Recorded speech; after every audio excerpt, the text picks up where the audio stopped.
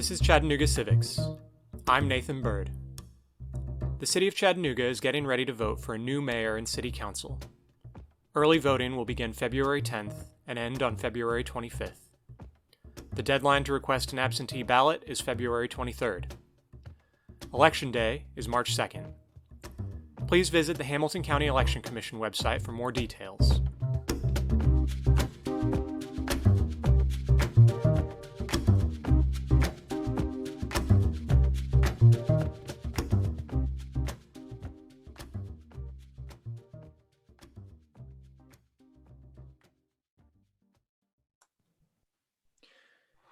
All right, I'm here with Wade Hinton. He is running for the mayor of the city of Chattanooga. And Wade, if you could just tell the listeners a little bit about yourself and give, your 30-second campaign elevator speech.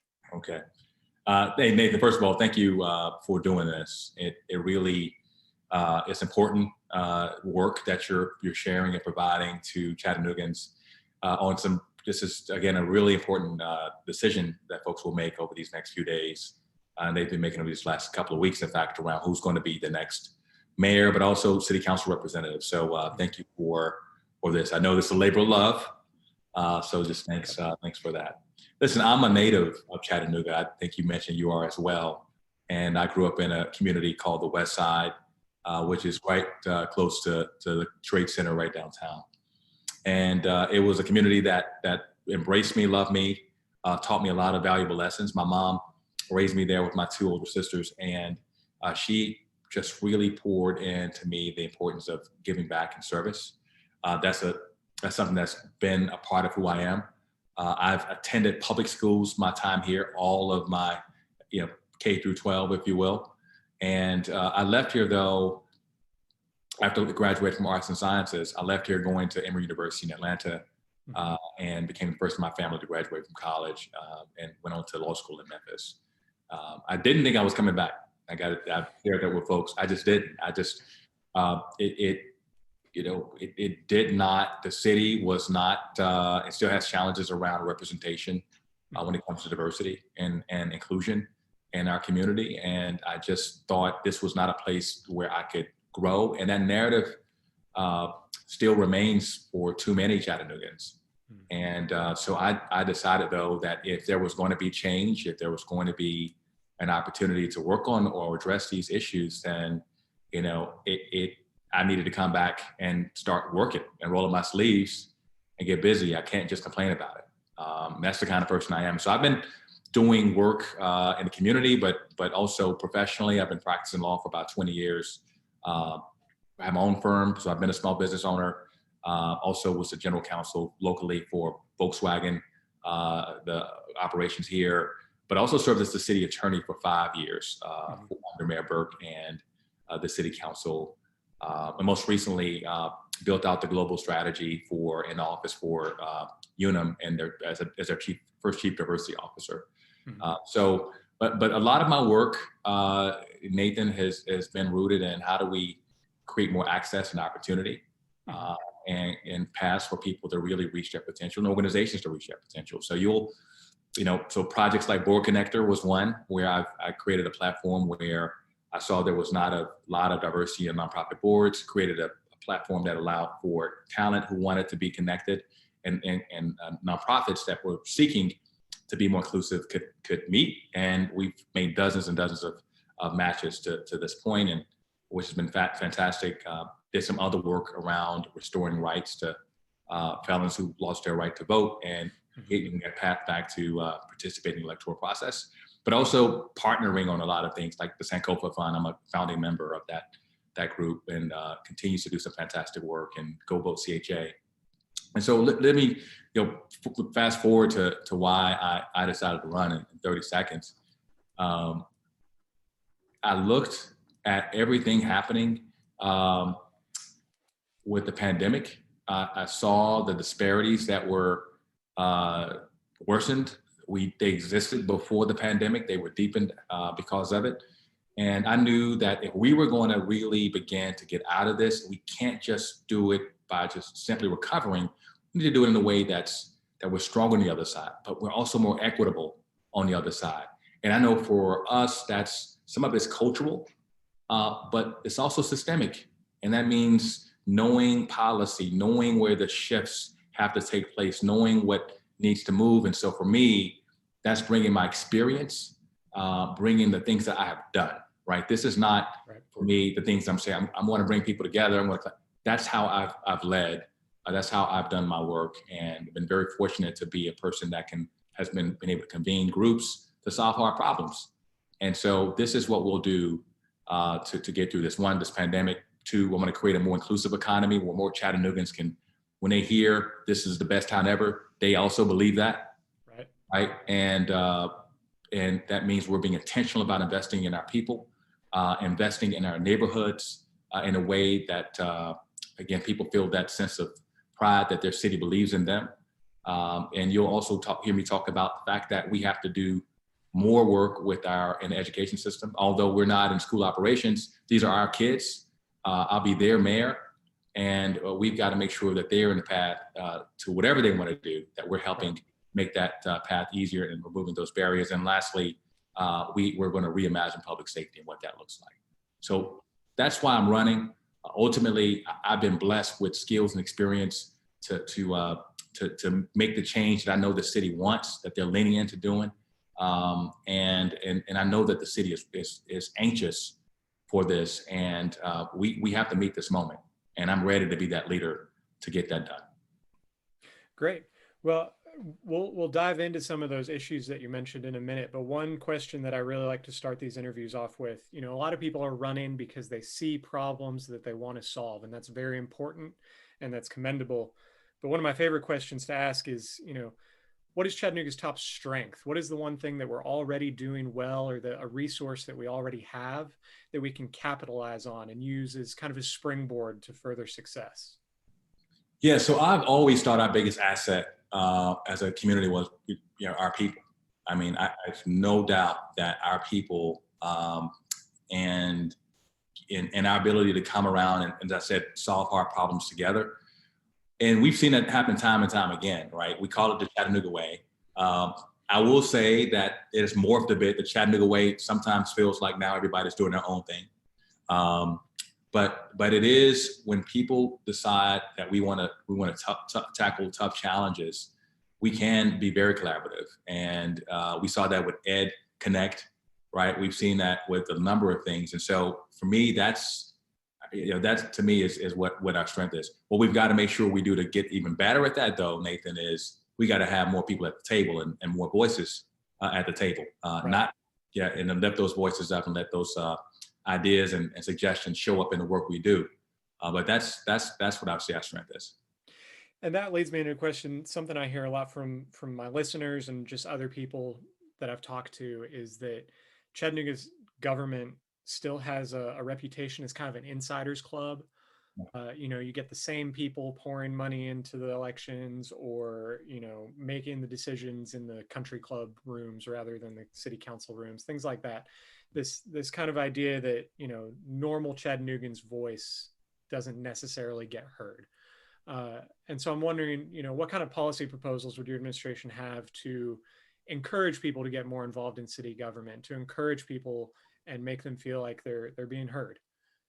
Well, first, I want to say again, this is how I've operated. Even as city attorney, you can call citizens. They've been around the conference room table helping us think through policies. And not only that, those ideas, those suggestions, that feedback helped us make better policy decisions. And so what was put forward. So this is not even a thing where I'm making a campaign promise. This is just actually something that I do. But we got to make sure that it's not just how I'm doing it. I want to make sure that the overall government's doing it. So what organizations doing it. So what that looks like for us is what I've said is an office of equity and engagement. What that office will do, we have two different really goals and focuses. One will be to make sure that every department has equitable practices, equitable and inclusive practices. That means not outsourcing. If you're HR, you're talking about how do we recruit talent? If you're purchasing and talk about supply diversity, this is not something that you outsource to this office. This is really your role. You own this, but we got to have the practices in place to ensure that's happening. part of that is the other side of the office is engaging, right? And making sure we're having voice at the table. So if we're thinking about policies and practices around supply diversity, we have some great recommendations coming from the disparity study, but we also have to have Chattanoogans at the table to help us think through what that looks like practically, right? Because if you don't do it, you have unintended consequences, which we see a lot of at times. But it doesn't stop there. It has to happen with CDOT and other departments across the city, and that's how we will operate. And again, I think part of that is also making sure the boards and commissions reflect our community. This, again, going back to why I created Board Connector. We got to have different voices to help us. People who we know are talented and have passion and purpose, but are not being utilized and not being, coming in to the fullest. And I know they want to give back, and so we've got to make sure we're doing that. And then,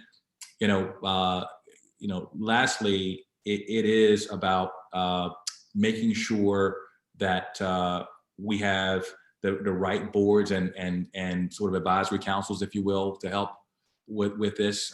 We have some great ones now, but I do want to think about how do we even take the various mayors' advisory boards or councils, and someone suggested, I thought it was a great idea, and create sort of a council of councils, if you will, so you can have a person from each council that I can meet with. And what that does is when you talk about a particular issue, it allows for there to be some collaboration at times, right? Mm-hmm. So it may be that our youth council is working with our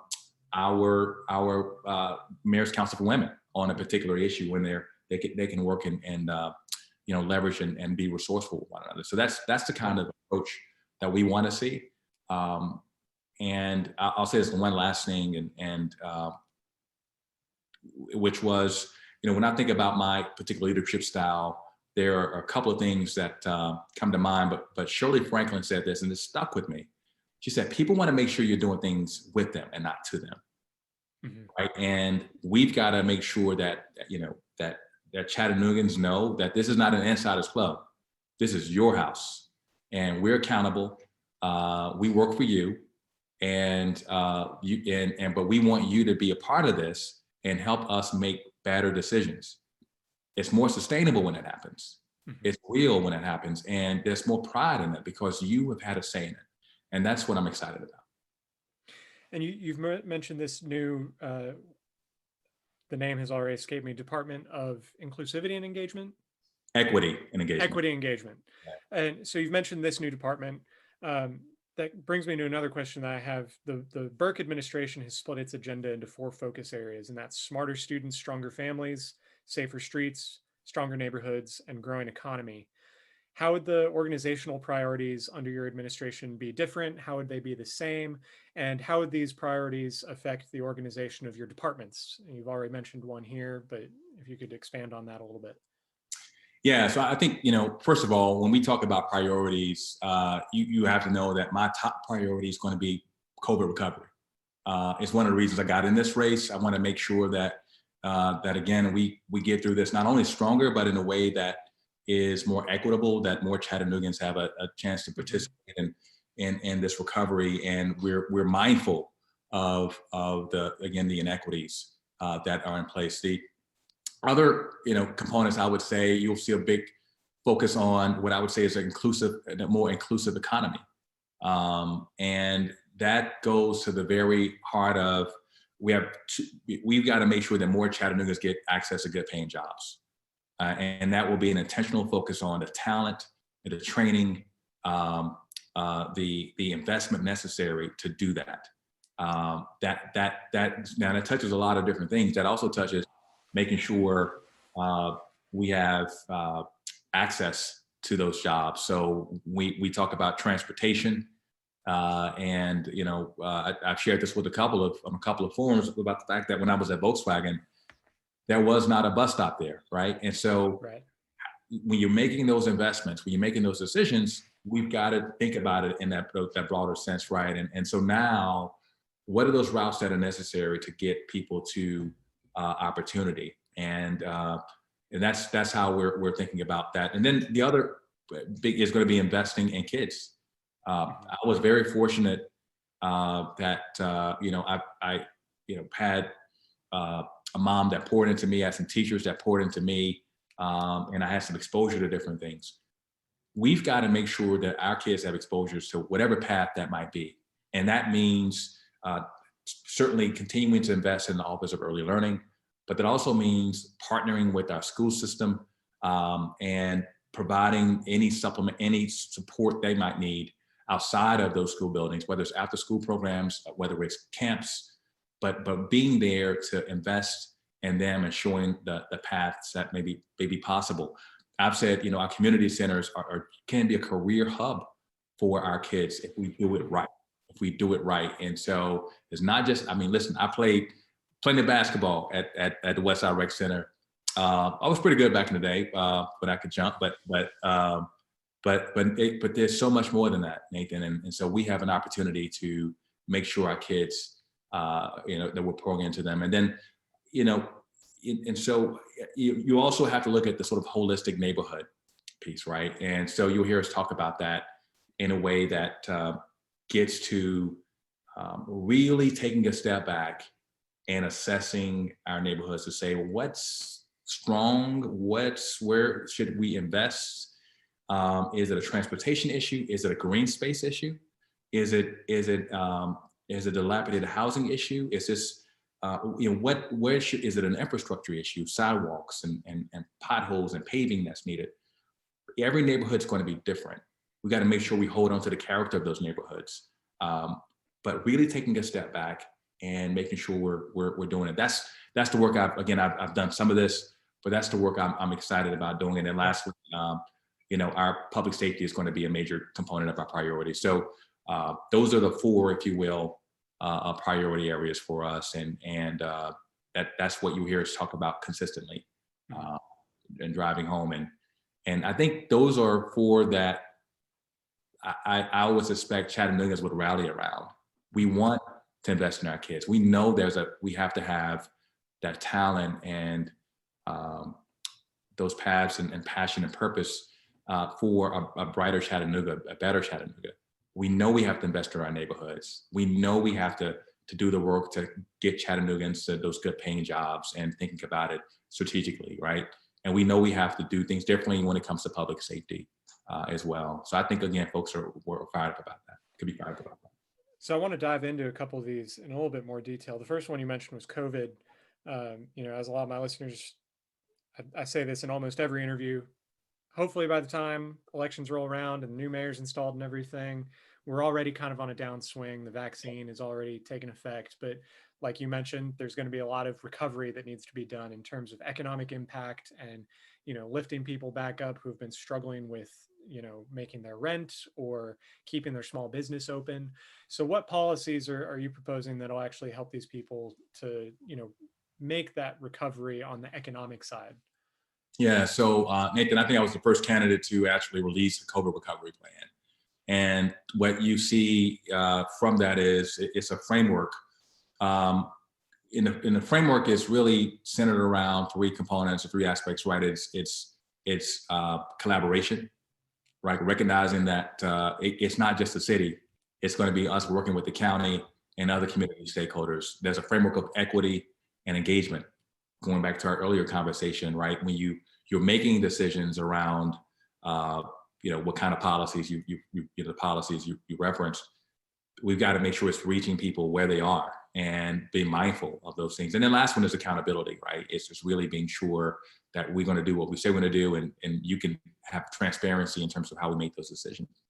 So with that being the framework, we also have said as this plan rolled out that things shift in terms of what's important. But the initial items would be to first appoint a COVID response director, right? This person would be our day-to-day point person to help us do the collaboration that's necessary, make sure we're thinking right about some of the policies we're working through in the departments that would be working on them. And so this, again, would be a person we would want to get started day one of the administration.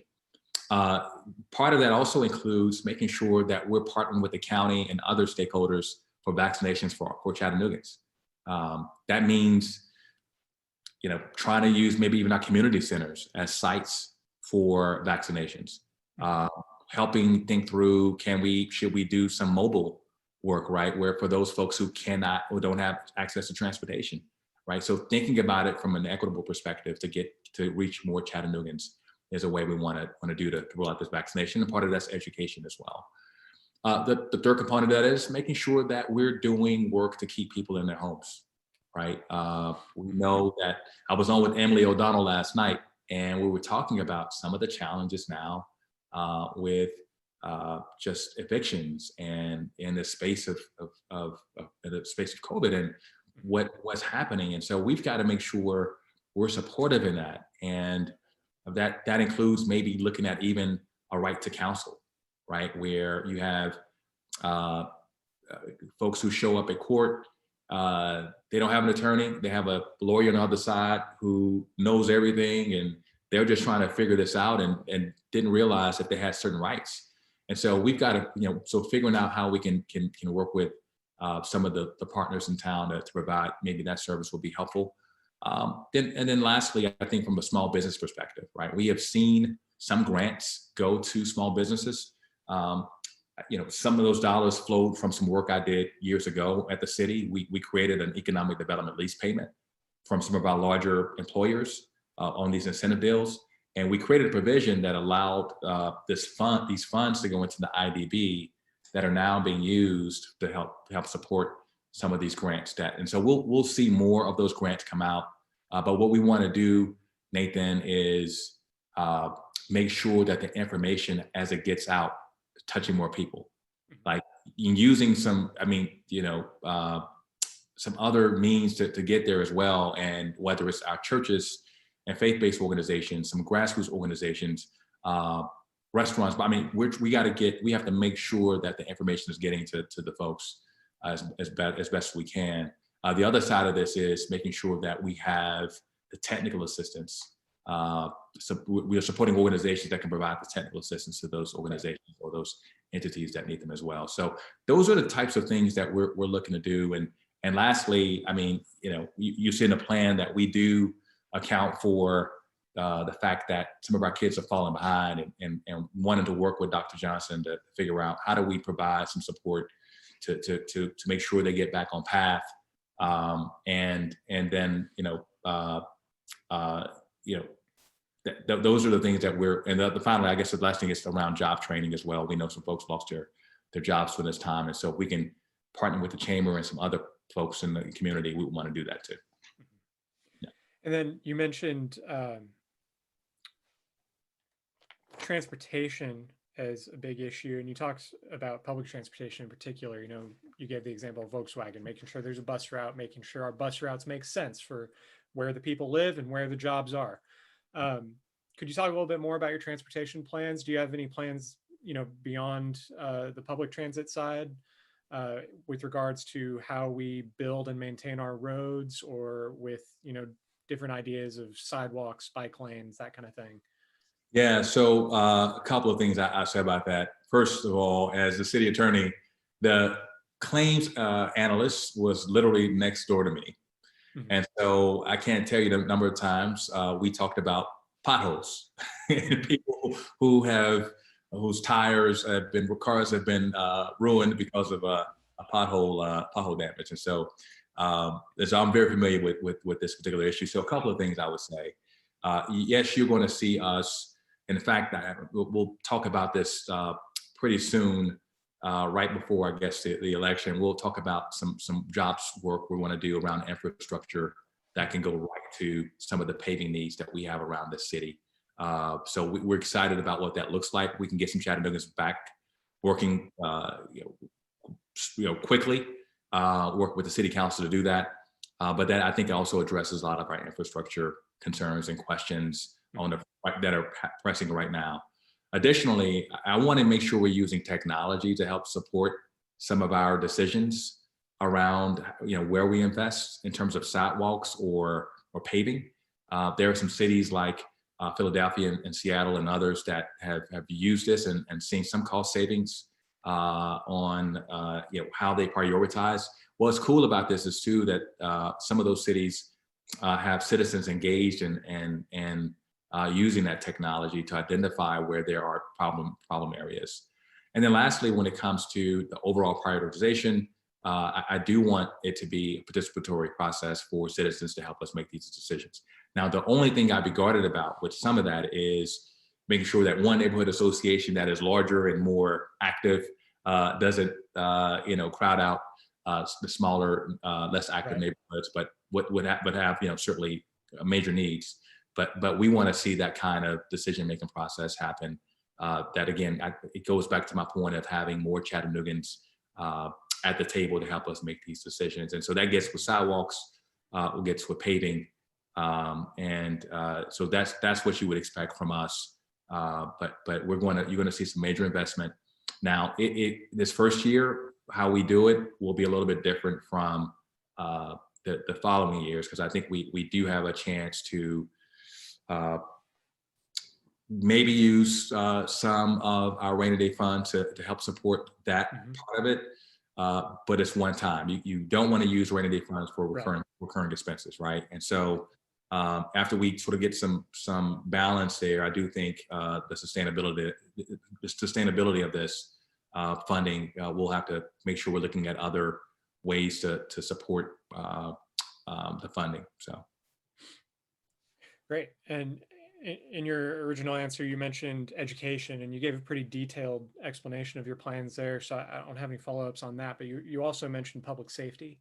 Yeah. And this is a question I've been asking all the candidates. This summer, there was a huge conversation around policing, with the protests and George Floyd's death. And also, we had 200 people sign up to speak at the city council meeting to express their opinion about the fact that $70 million out of a $270 million budget is going to our police department.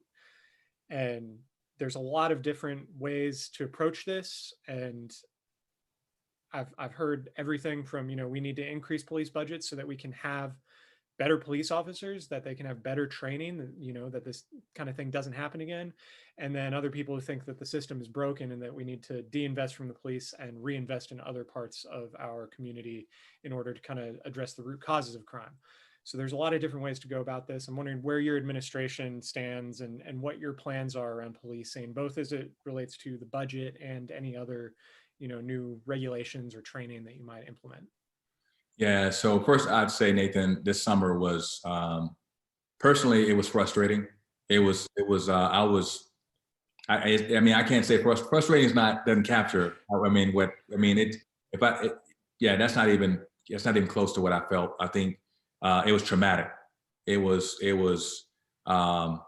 was angry. I was all of those things. And what I also said to folks is I was very sad at the fact that I still have to tell my daughter how you engage with officers is different. And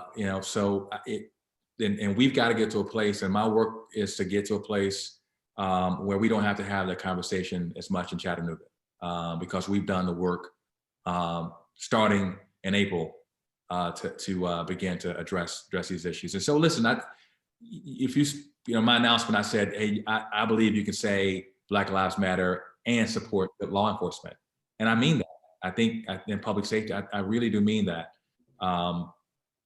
And so for our policies, the way we're thinking about this is, I do believe that we've got to do things differently, because if not, we're going to get the same results, right? And I do think that you have to look at the systems to address a number of these issues. Now, part of that system is putting everything on our police officers and saying, you got to do everything. Right. And that's just, listen, I'm a pretty good lawyer, but don't ask me to do patent law and securities law and criminal law and all of those things, right? It's just, let's get focused on what our true expectations are. And then on top of that, knowing that there are certain needs of the community that call for experts and professionals, let's make sure we're deploying them as partners with us, right? So that's one thing that should change. And we know it can help, it could be helpful. The other component of this is really getting at the root causes of this, right? You heard me say investing in people. That's just not investing in some people. right? We've got to invest in people in a real way. And that means making sure we're unlocking economic opportunity. That means we are providing, lifting up the importance of mental health services. That means behavioral health is something that is not frowned upon, right? We've got to really talk about these in a real way that gets at the core component of the root causes. At the same time, how we respond in reaction to it looks differently. And then the last thing I would say is, how our police department operates has to be a little different as well. We want, as going back to my component, my reference to the Office of Equity and Engagement, where we have inclusive practices. We want a police department that has an inclusive environment with an inclusive culture, right? Where folks know they belong, right? And how they treat our Chattanoogans is with respect and dignity and all of those things, right? And we want to make sure that's happening. Part of that is building the relationships in the community. Part of it is also making sure that up and down, that people feel that sense of again, belonging. Now, that means that for us, we've got to look at diversifying our workforce, our police department. But it's not just about diversifying, because you hear candidates say, well, we need more diversity now. Yeah, you do. But that won't win the day. If it's not inclusive, if it's not equitable, then no one's staying. No one's going to be able to really feel like they're part of the team. And it is still the same kind of environment. So it has to be an inclusive environment. More than that, we have to have someone come in and assess our department. We have some great tactics out there now, like, hey, let's do outreach with Urban League or NAACP to find talent. We need a strategy, Nathan, to do this. And as a D&I professional, I know you need to have someone that comes in and knows this sector, right, and knows law enforcement, and they can make the recommendations we need to move our police department forward. That could include, and it should include, more competitive salary and pay. I know that's the case, but that, again, I think that's one aspect of this. But we have a number of different issues that we have to tackle when it comes to public safety. What I think Chattanoogans know is it's not just one issue. All of these are connected. And so I'm looking forward to working with Chattanoogas on solving some of these issues. Right. Yeah. So I want to zoom out a little bit and talk about the budget writing process as a whole. Yeah. The mayor leads the budget writing process. Currently, it's the budgeting for outcomes process. It started all the way back in November for this next year's budget. It's ongoing as we speak.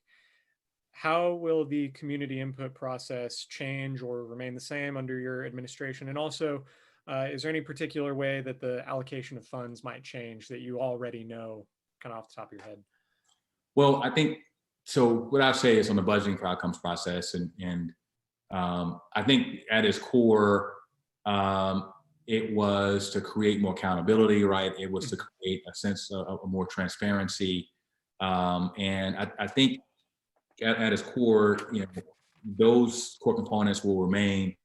I think what will look a little bit different is the process. I think it's also, again, engaging more people and making some of these decisions. So we do want to try to implement a participatory budgeting process, but it also, for us, when we look at some of the allocations, what has historically happened, Nathan, is that if you are a nonprofit asking for an appropriation, you are competing against some city departments for those same dollars.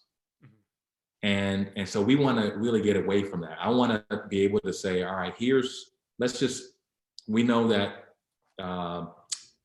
let's just say the finance department, we know your finance is going to be funded at this amount, right? We know that's going to happen. So what are the dollars we really have to compete over, right? And I think that gives a sense of, again, transparency and, again, I think fairness to those nonprofits in terms of what we're really working with. That's one way. And I think, again, going to, and also a more multi-year sort of budgeting process, a multi-year budget would allow us to know, like, we know with certainty, these dollars are going to be spent. The other side of this is, uh, again, being very clear about which of those items we want to make sure that our citizens are engaged in. Again, I've already mentioned infrastructure. I think a lot of our economic community development work is another one where we want to make sure that we're having our citizens engaged in. And then, even when it comes to public safety, again, we got to make sure that we're having more citizens help us make these decisions. And so, timing wise, I think it still makes sense, I think, to start a little bit earlier in the November time range. But what I do know is that for some of our nonprofits, we can streamline some things a little bit.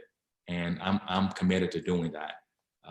And that's it. Yeah. So I think part of this is, once we build these relationships through our Office of Equity and Engagement, that's going to be, really helpful. And then the last thing I'll say with this is, for a lot of our budgets, we want to have an equity impact assessment. So some cities are doing this, like San Antonio and others. I think Portland does it as well. And it really is, again, looking at the lens of like, how is this? Have we really done a scan to see how this shows up in the folks we're trying to reach? And so that's going to be important too. So I want to switch gears a little bit and talk about development and mostly land development. A lot of people that I've been talking to, this is an issue that comes up a lot. There are some people who are worried that we're seeing overdevelopment, that we're not being stringent enough with our zoning controls or water quality, traffic generation. Steep slopes is an issue that's come up. I know that's been bouncing around for at least a year now. And then there are some people who are worried that the number of regulations and the process that we have is actually depressing development, and it's keeping affordable housing from being built because it's just so hard to build in the city that it raises expenses and makes the properties more expensive. So there's a lot of different ways to look at it. Most people don't seem to agree on this, but I'm wondering where your administration would stand and what do you think your administration could do to guide and improve the development process in the city? Yeah. Well, listen, I mean, I would get, when we went at the city, I would get plenty of calls from lawyers and others saying, well, wait a minute, how does this work? And the process for them or their clients might have been a little challenging, but also from residents saying, well, wait a minute, what's happening here? Mm-hmm. And so I've always, been able to get that kind of competing sort of comments or perspectives. And that's been pretty interesting in terms of trying to balance the two. So, one of the things that I am just committed to doing is making this a lot more clear. Right? I think when you talk about what are the rules, here are the rules, right? And it's not different if you go to talk to this person or if you go to talk to this department. Here are the rules. Here's what it looks like. Let's make it clear. Can we get it to one page? Let's do that. So, I want to make sure we simplify that. And that's, by the way, that's even when I was the city attorney, and I'll give you this one example how I try to streamline things. When you want an open record, before I got there, you would have to come in, fill it out, maybe send an email, and Nathan, you would come down, you pay for it in cash or with a check, right? And you get it, that's it. Now, if you want it, what do? You go to your phone, you put it in, you create a username, an account, you can download it, you can pay for it via credit card. It's better for folks who want to access information, but it's also better for our employees. It made it a little bit more efficient for them. And so again, when you have that clarity, number one, in simplifying things, it does help both citizens, but also for our employees. I think it helps. So number two, when it comes to overall the development side of this, right? I do think when you have a strategy, when you're investing, where you're investing, how to invest, who are the partners that need to be around the table. And so when you talk about development and even affordable housing, just know we want to have a true housing commission to help us think through this strategy and how we begin to tackle these issues. And then, finally, as we talk about how do we address some of these issues, again, getting back to this Office of Equity and Engagement, when we're making some of these rules and policies, we want folks around the table. I want developers, but I want residents to help us make these decisions. And so that's just, again, that's what I've done. And so even when we came up with the affordable housing pilot, as we changed some of the policies and procedures, I had, ATM who had recommendations. But also we had, some things coming in from other organizations in the city as well. But we were able to come up with things that met both needs. And so, but we still got work to do, and that's why I'm running. I don't run because everything's perfect. I'm running because I think we have a lot of opportunity to make things a little bit better. Mm-hmm. And then one issue, we've already touched on this a little bit tangentially talking about COVID, but it's also kind of downstream of land use and affordable housing and things like that. Homelessness is a really big issue. And I'm wondering what your administration's plan would be to address homelessness.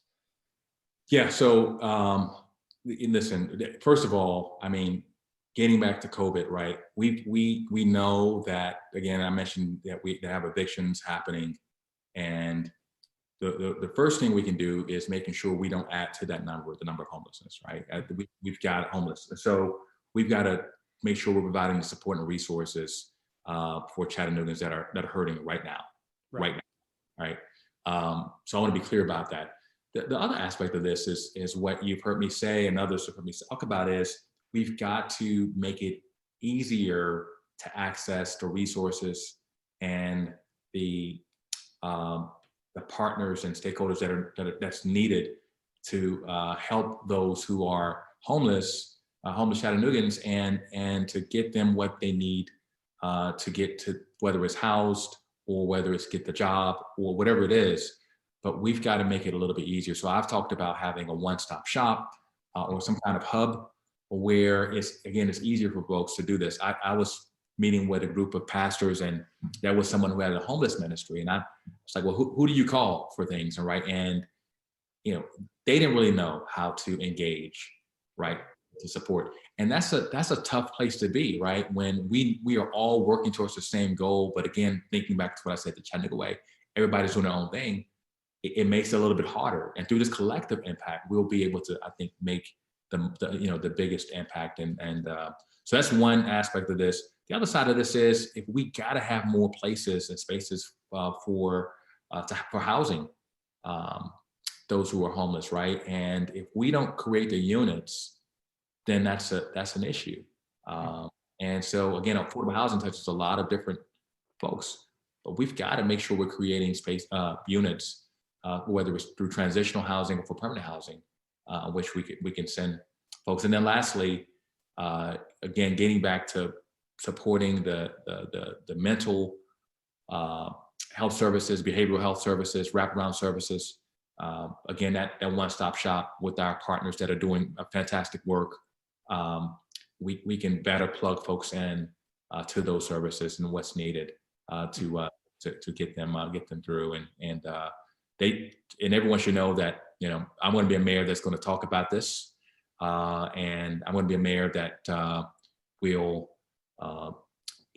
lift up this issue as being a key priority to help us. Again, there are Chattanoogans right now that are hurting, and it hurts my heart knowing that, if we don't do the work now, if we don't make the kinds of investments now, if we don't fight, if we don't get the resources to families that are hurting now, then we're going to be adding to that role. So just know I'm going to be a mayor that's going to fight starting April. Mm-hmm. Yeah. Well, great. I've got two more questions. One of them is a little more light and one of them is pretty open-ended. The first is Chattanooga is making a name for itself as an outdoor destination. We've been named #1 city twice now by Outdoor Magazine. And, that comes with a lot of benefits and it comes with a lot of challenges.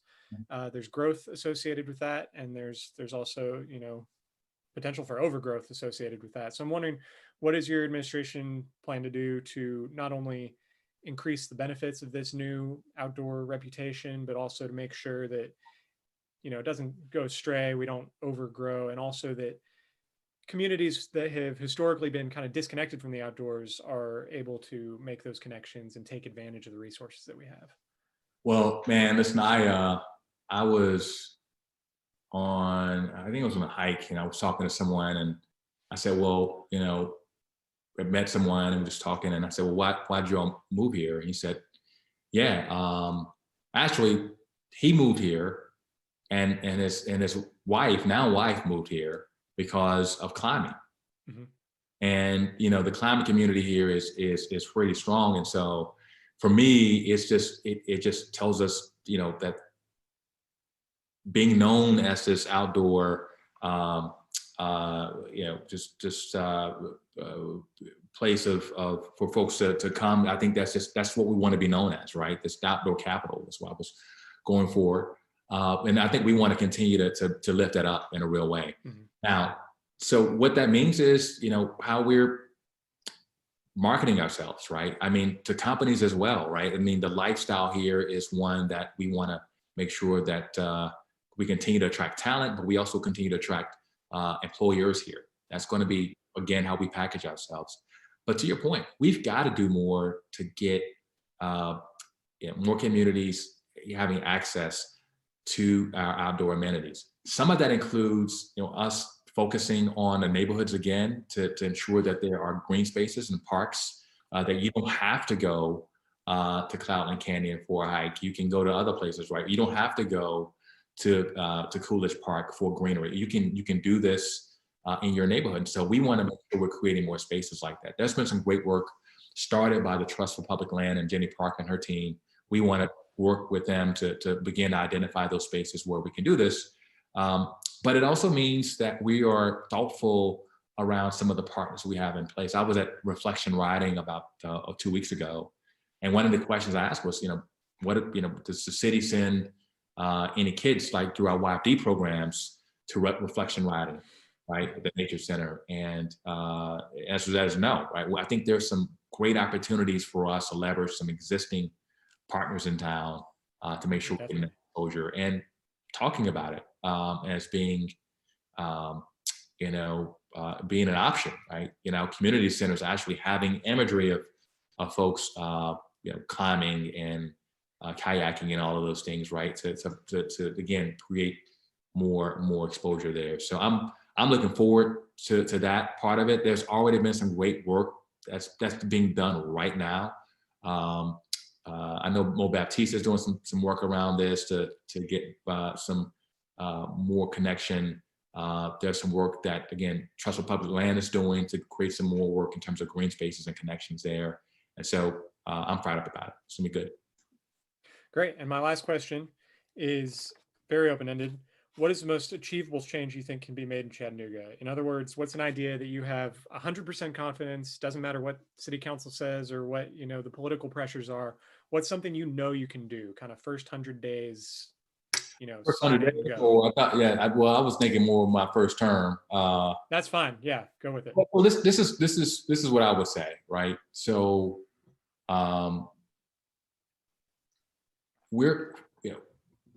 so my first 100 days, so just know I'm focused on COVID recovery. Right? We're going to do some changes. We'll have an Office of Equity and Engagement. We'll create some structural changes, but I don't want there to be any question about where my priorities are.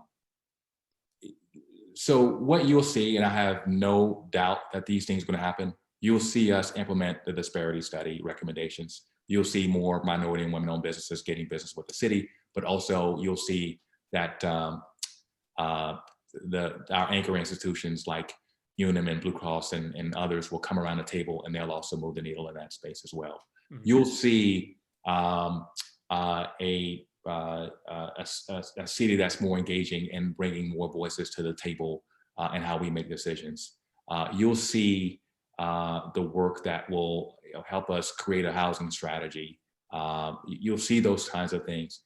But what I'll be most proud of at the end of this is it will feel different as a city. It will feel different as a city.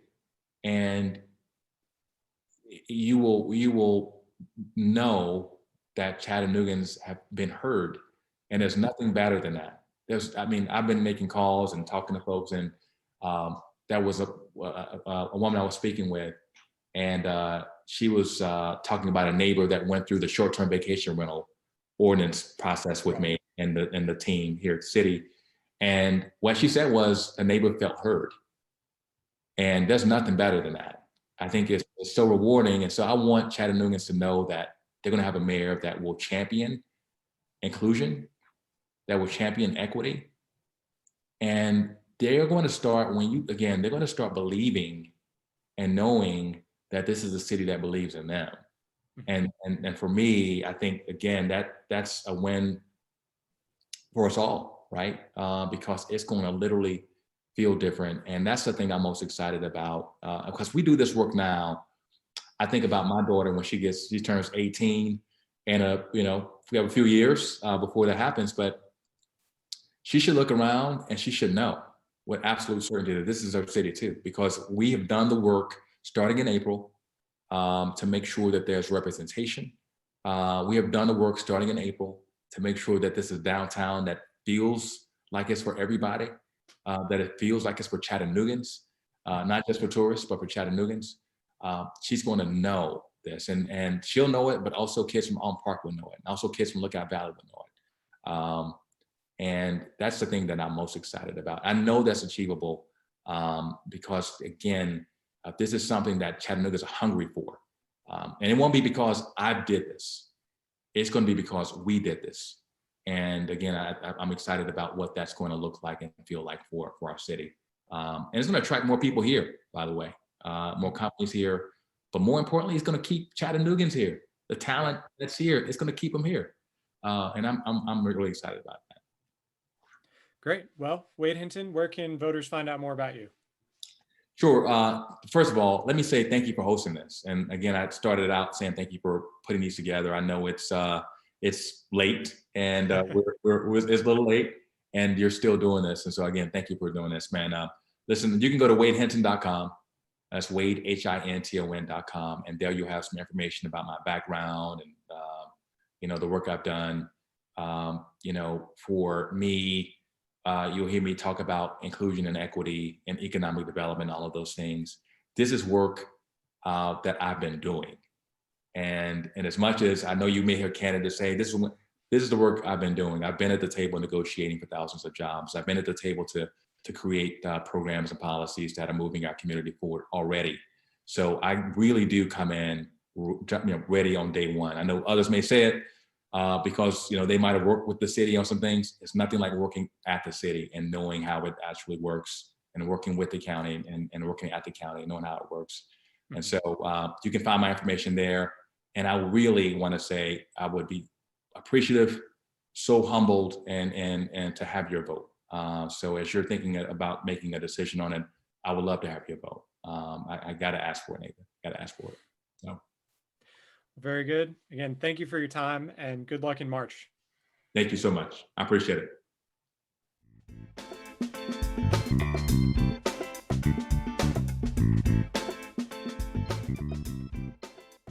I hope you've enjoyed this episode of Chattanooga Civics. Our music was written and recorded by Kevin MacLeod. If you have any questions or feedback, please send me an email at chattanoogacivics@gmail.com. You can follow me on Facebook, Twitter, and Instagram @ChatCivics, or visit the website chattanoogacivics.com. Thanks for listening.